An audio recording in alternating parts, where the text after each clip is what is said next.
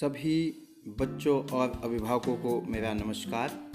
प्यारे बच्चों, आज हम इस वीडियो में फसलों के त्यौहार पाठ का भाग 4 पढ़ेंगे। भाग 4 को शुरू करने से पहले पिछले 3 भागों में जो हमने पढ़ा है उसके ऊपर एक नज़र दौड़ा लेते हैं, उसको थोड़ा सा रिवाइज कर लेते हैं। पाठ का नाम आ गया फसलों के त्यौहार। अभी तक हमने पढ़ा है इसमें जाड़ा का मौसम है, 10 दिनों से सूरज नहीं उगा है। हम लोग सूरज के इंतजार में हैं, रजाई से निकलने की हिम्मत नहीं हो रही। लेकिन खिचड़ी का अर्थ यहाँ पे है मकर संक्रांति के त्यौहार से है, का त्यौहार आ गया है। अतः जाड़ा के बावजूद हम सभी नहा धोकर एक कमरे में इकट्ठा हो गए। दादा, चाचा और पापा ने सफ़ेद चकाचक माड़ लगी धोती और कुर्ता पहना हुआ है। सामने मचिया पर खादी की सफ़ेद साड़ी पहने हुए दादी बैठी थी। उनके बाल धुलने के बाद सफ़ेद सेमल की रुई जैसे हो गए हैं। उनके सामने केले के कुछ पत्ते कतार में रखे हैं, जिस पर तिल, मीठा मतलब गुड़, चावल आदि रखे हुए हैं। दादी ने हम सबसे इन चीज़ों को बारी बारी से छूने और प्रणाम करने के लिए कहा। बाद में इन्हें दान दे दिया गया। खिचड़ी के दिन चूड़ा दही और खिचड़ी खाने का रिवाज है, किंतु अप्पी दीदिया को दोनों में से कोई चीज़ पसंद नहीं है। फिर भी उन्हें दोनों चीज़ें खानी होगी, क्योंकि आज खिचड़ी का त्यौहार है। इस दिन तिल, गुड़ और चीनी के तिलकुट भी खाए जाते हैं, जो बड़े स्वादिष्ट लगते हैं। जनवरी माह के मध्य में भारत के लगभग सभी प्रांतों में फसलों से जुड़ा कोई ना कोई त्यौहार मनाया जाता है। सभी प्रांतों और इलाकों का अपना रंग और अपना ढंग नजर आता है। इस दिन सब लोग अच्छी पैदावार की उम्मीद और फसलों के घर में आने की खुशी का इजहार करते हैं। उत्तर प्रदेश, बिहार, मध्य प्रदेश में मकर संक्रांति या तिल संक्रांति, असम में बिहू, केरल में ओणम, तमिलनाडु में पोंगल, पंजाब में लोहड़ी, झारखंड में सरहुल, गुजरात में पतंग का पर्व भी सभी खेती और फसलों से जुड़े त्यौहार हैं। इन्हें जनवरी से मध्य अप्रैल तक अलग अलग समय मनाया जाता है। झारखंड में सरहुल काफ़ी धूमधाम से मनाया जाता है। अलग अलग जनजातियाँ इसे अलग अलग समय में मनाती है। इस दिन साल के पेड़ की पूजा की जाती है। इसी समय से मौसम बहुत खुशनुमा हो जाता है। प्यारे बच्चों, ये तो था जो हमने पिछली 2 वीडियो में इस चैप्टर के बारे में, इस पाठ के बारे में पढ़ा है। इसके आगे हम चलते हैं। आज की जो हमारा पाठ पढ़ेंगे भाग 3 की ओर। इसी दिन से वसंत ऋतु की शुरुआत मानी जाती है। धान की पूजा की जाती है। पूजा किया हुआ आशीर्वादी धान अगली फसल में बोया जाता है। तमिलनाडु में फसलों से जुड़ा त्यौहार पोंगल है। इसी दिन खरीफ की फसलें चावल, अरहर, मसूर आदि केटकर घरों में पहुंचती है और लोग नए धान कूटकर चावल निकालते हैं। हर घर में मिट्टी का नया मटका लाया जाता है। इससे नए चावल, दूध और गुड़ डालकर उसे पकने के लिए धूप में रख देते हैं। जैसे ही धूप में उफान आता है और दूध, चावल मटके से बाहर गिरने लगता है, तो पोंगल पोंगल पोंगला पोंगल के स्वर गूंजने लगते हैं। तो प्यारे बच्चों, ये तो था अभी तक जो हमने पिछली 3 वीडियो में पढ़ा है। अब हम चलते हैं भाग 4 की तरफ। कुमाऊं में मकर संक्रांति को घुघुतिया भी कहते हैं। तो प्यारे बच्चों, कल हमने देखा था कि तमिलनाडु में किस तरह से इस त्यौहार को मनाते हैं और गुजरात में बिना पतंगों के यह त्यौहार नहीं होता। अब बारी आती है कुमाऊं की।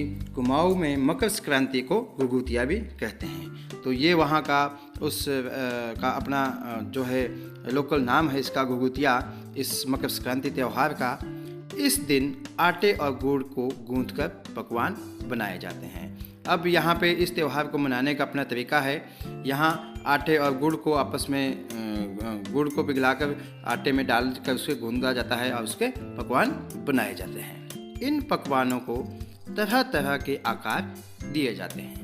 बच्चों, पकवान तो ये बनाते हैं, लेकिन जब पकवान बनाते हैं उनको भी ये अलग अलग आकार के बनाते हैं, जैसे डमरू, तलवार, दाड़िम का फूल आदि।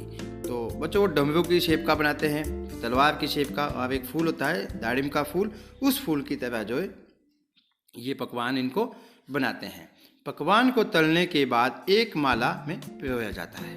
और बच्चों, जब उनका ये पकवान तैयार हो जाता है, तल कर पक कर, तो उसे एक माला बनाई जाती है, उसे एक माला में पिरोया जाता है। माला के बीच में संतरा और गन्ने की गंडेरी पिरोई जाती है। तो उस माला में बीच में संतरे भी और गन्ने का टुकड़ा जो है, जिसको गंडेरी यहाँ बोला गया है, वो भी इसमें पिरोई जाती है। यह काम बच्चे बहुत रुचि और उत्साह के साथ करते हैं। और इस काम को जो माला बनती है, उसे बच्चे बहुत ही खुश होकर बड़े उत्साह से इस कार्य को करते हैं। सुबह बच्चों को माला दी जाती है। बहुत ठंड के कारण पक्षी पहाड़ों में चले जाते हैं।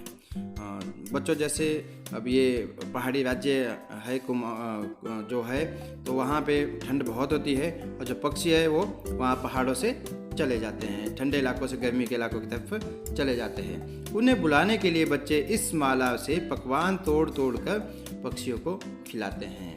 तो और जो पक्षी वहाँ पे बहुत कम होते हैं, तो बच्चे उनको बुलाते हैं और उस माला से इन जो पकवान उन्होंने बनाए हैं उनको तोड़ तोड़ कर उन्हें खिलाते हैं। और माला से जब तोड़ते हैं, उन्हें खिलाते हैं, साथ में गाना गाते हैं। कौआ आओ घुघुत आओ, ले कौआ बड़ऊ, म के दे जा सोने का घड़ऊ, खा लई पूरी, म के दे जा सोने की छुरी। तो ये बच्चों का गाना है कि पक्षियों को बुलाते बुलाते, कि हम दोबारा फिर से एक बार गाते हैं इसको। कौआ आओ घुघुत आओ, ले कौआ बड़ऊ, म के दे जा सोने का घड़ऊ, खा ले पूरी, म के दे जा न सोने की छुरी। तो यहाँ पे कौवे को बुला रहा है कि कौआ आओ, और घुघुत पक्षी है उसको बुला रहे कि आओ, और ये बोला है कि बच्चे बोलते हैं कि माँ के दे जा सोने का घड़ा, और मुझे सोने का घड़ा जो है दे जाओ। खा ले पूरी, कि पूरी की पूरी ये आप खा लो और मुझे सोने की छुरी दे दो। इसके साथ ही जिस चीज़ की कामना हो वह मांगते हैं। और ये तो एक गाना है। और पक्षियों को खिलाते खिलाते अगर उनके मन में कोई इच्छा है, कोई कामना है, तो वो भी वह उनसे पक्षियों से मांगते हैं। यह उनका विश्वास है कि वहाँ मांगने से वो चीज़ें पूरी हो जाएगी। है ना कितने अलग अलग अंदाज मकर संक्रांति को मनाने के। अब यहाँ पे बात हो रही है, हमने पूरे भारत के बहुत से राज्यों में मकर संक्रांति को अलग अलग तरीके से मनाते हुए देखा, और उसी की बात हो रही है कि देखो कितना अलग अंदाज है इस त्यौहार को मनाने का। कहीं दूध, चावल और गुड़ की खीर बनती है, तो कहीं 5 प्रकार के अनाज की खिचड़ी बनता है, कहीं लोगों का सैलाब नदी में स्नान के लिए उमड़ पड़ता है। ये इस मकर संक्रांति के त्यौहार की जो इसकी खासियत है उसको बताया यहाँ पे बता रहे हैं कि यह अलग अलग तरीक़ों से अलग अलग जगह पे मनाया जाता है। लोग ठंड से ठिठुरते रहेंगे, पर बर्फीले पानी में कम से कम एक डुबकी तो जरूर लगाएंगे। अब लोगों की श्रद्धा इतनी ज़्यादा है कि वो ठंड के होते हुए भी पानी में एक डुबकी जरूर लगाएंगे, चाहे जितना मर्जी पानी ठंडा हो, बर्फीला पानी हो। हाल यह होता है कि इन जगहों पर तिल रखने की भी जगह नहीं होती। तो तिल रखने की जगह का मतलब है कि एकदम जो ये जगह है खचाखच भरी पड़ी होती है, बहुत ही रश यहाँ पे होता है। तिल से याद आया, मकर संक्रांति के दिन पानी में तिल डालकर स्नान करना, तिल दान करना, आग में तिल डालना, तिल के पकवान बनाना विशेष महत्व रखता है। तो प्यारे बच्चों, अब इतनी चीज़ों के साथ साथ अब तिल का भी इसमें जो है कार्य यहाँ पे आ गया कि जब नहाते हैं तो उसमें तिल जरूर डालते हैं। और दान करना, तो किसी को तिल दान करना शुभ माना जाता है, और तिल के पकवान बनाना भी बहुत ही शुभ माना जाता है। तुम्हारे घर या इलाके में इस त्यौहार को कैसे मनाया जाता है? इसे खिचड़ी, पोंगल, मकर संक्रांति या कुछ और कहा जाता है। तो बच्चों, आपको पता होगा हम हिमाचली है, तो हमारे हिमाचल में मकर संक्रांति को लोहड़ी, जो पंजाब में लोहड़ी बोलते हैं, हमारे भी इसे मकर संक्रांति और लोहड़ी के नाम से जाना जाता है। और जो खिचड़ी का त्यौहार है, हमारे भी यहाँ पे खिचड़ी जो है बनती है। या तुम फसलों से जुड़े कोई और त्यौहार मनाते हो?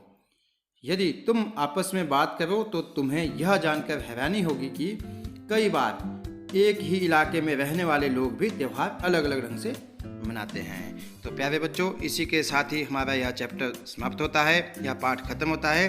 अब चलते हैं हम आज के गृह कार्य की तरफ। आपके सामने आ गया, निम्न पंक्तियों को पढ़कर प्रश्नों के उत्तर दीजिए। आपके सामने यहाँ कुछ प्रश्न है, इनको आपने इन पंक्तियों से पढ़कर इनके उत्तर देने हैं। दूसरा प्रश्न आ गया, निम्नलिखित पंक्तियों को पूरा करो, तो आपने पंक्तियाँ पूरी करनी है। प्रश्न 3, तुम्हारे इलाके में इस त्यौहार को कैसे मनाया जाता है, उसके विस्तार पर भी उसको लिखना है। तो प्यारे बच्चों, वीडियो को ध्यान से सुनने के लिए आप सभी का बहुत बहुत धन्यवाद।